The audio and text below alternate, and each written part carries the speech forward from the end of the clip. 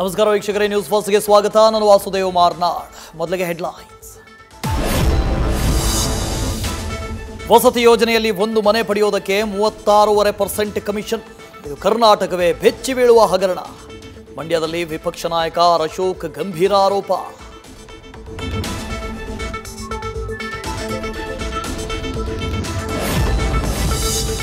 ಭ್ರಷ್ಟಾಚಾರ ನಡೆದಿದೆ ಅನ್ನೋದು ಸುಳ್ಳು. ವಸತಿ ಇಲಾಖೆ ಚರ್ಚೆ ಮಾಡೋದು ಸಚಿವರು. ಗ್ರಾಮ ಸಭೆಯಲ್ಲಾಗತ್ತಾ? ಪಾಪ ಬಿಆರ್ ಪಾಟೀಲ್ಗೆ ಮಾಹಿತಿ ಇಲ್ಲ ಎಂದ ಡಿಸಿಎಂ ಡಿಕೆ ಶಿವಕುಮಾರ್.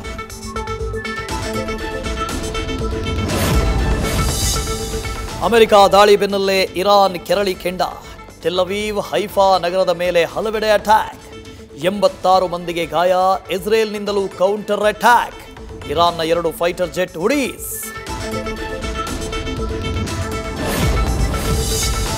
3 ರಾಷ್ಟ್ರ 3 ಪ್ರಬಲ ನಾಯಕರು. 3ನೇ ವಿಶ್ವಯುದ್ಧದ ಭೀತಿ. ಯುದ್ಧ ಭೂಮಿಗೆ ರಷ್ಯಾ ಚೀನಾ ಎಂಟ್ರಿ ಕೊಡುತ್ತಾ ಅನ್ನೋ ಚರ್ಚೆ ಶುರು. ಅತ್ತ ಇರಾನ್ ಹರ್ಮೂಜ್ ಕಾಲುವೆ ಬಂದ್ ಮಾಡಲು ಆಲೋಚನೆ.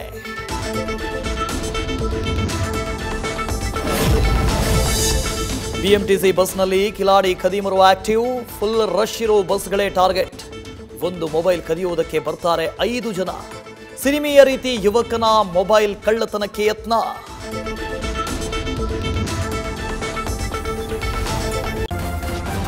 ನ್ಯೂಸ್ ಫಸ್ಟ್, ನಿರ್ಭೀತಿಯಿಂದ ನಿಮ್ಮ ಪರವಾಗಿ.